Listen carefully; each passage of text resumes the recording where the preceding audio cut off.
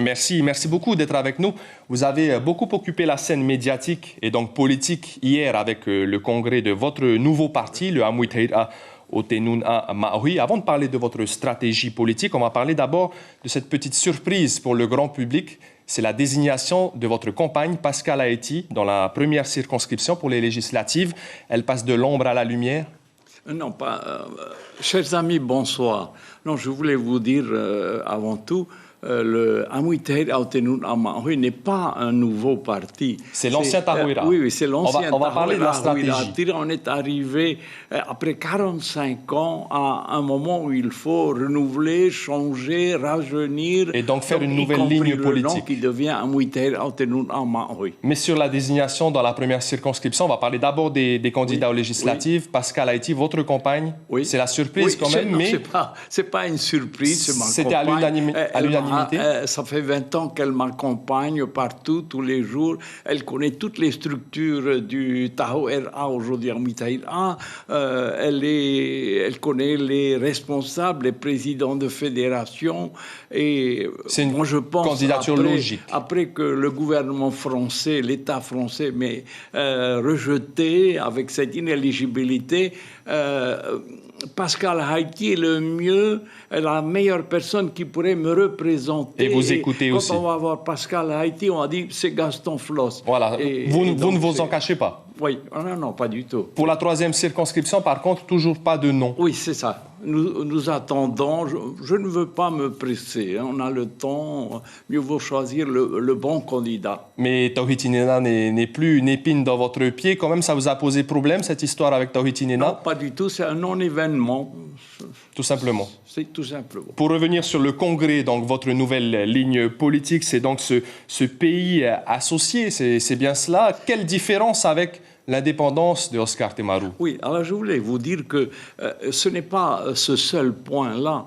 Hier, le Amui Tahir Otenuna Maohi a également assigné la ligne de conduite pour le mouvement. Par exemple, le premier point, c'est d'abord assainir la situation financière du pays.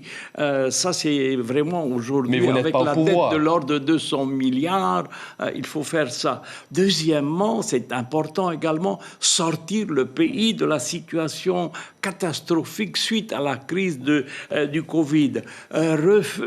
Mais vous n'avez pas de responsabilité. Également entre les pauvres et les riches dans notre pays, c'est catastrophique. Non, mais c'est pour vous dire que le Amui Tahir ne va pas s'occuper que de l'aspect politique de sa mission.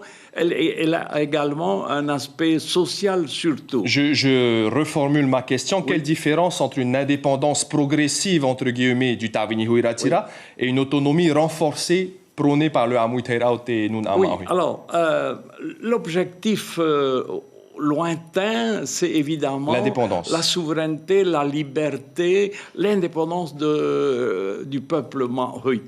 Mais l'approche est tout à fait différente. Je prends le point surtout essentiel. Oscar Temaru dit « Nous irons chercher notre indépendance aux Nations Unies qui vont obliger la France à nous donner l'indépendance. » Nous, non.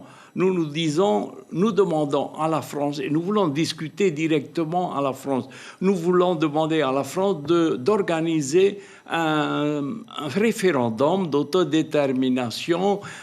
Voulez-vous ce nouveau statut, oui ou non, et la Constitution qu'on va leur soumettre. Et deuxième point important, c'est que alors que Oscar Temaru rejette complètement la France, c'est uniquement l'indépendance de la Polynésie. Nous, non. C'est Hautiama, c'est-à-dire l'État souverain, mais associé à la France. C'est ce qui est important. D'où votre positionnement de miser sur Valérie Pécresse, candidate de la droite du Parti Les Républicains. Pourquoi Valérie Pécresse et pas Marine Le Pen ou encore Éric Zemmour?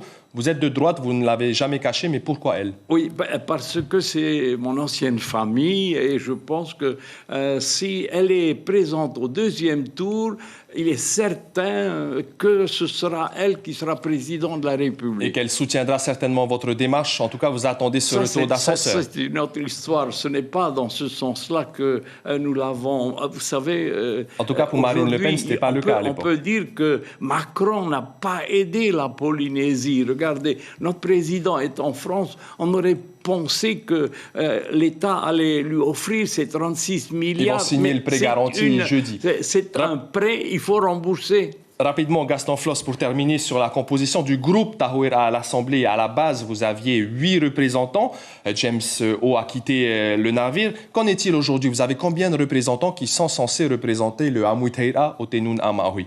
Ce sont les mêmes. Teura Héritier est toujours dans le bateau? N'a pas quitté le groupe Tahoeraa Huiraatira, mais simplement le groupe Tahoeraa Huiraatira deviendra officiellement le groupe Amuiteira Tenun a Maui à l'Assemblée. Le dernier à avoir quitté le bateau, c'est Fernand Tahiata. Il n'y en a pas eu d'autres? Parce qu'on n'a pas beaucoup entendu parler de Teura Héritier. Ils ont été effectivement on n'a pas vu Jeffrey Salmon. Mais ils cotisent et ils sont toujours au Tahoeraa Huiraatira. Et demain, il faut qu'ils s'inscrivent dans ce nouveau groupe, le Amuiteira Tenun a Maui. Sans ça, ils ne sont plus à l'Assemblée sous votre groupe. Merci beaucoup, Gaston Floss, président du parti Amuiteira au Tenun a Maui, d'avoir accepté notre invitation. L'information en continu sur Polynésie la première, Internet et réseaux sociaux.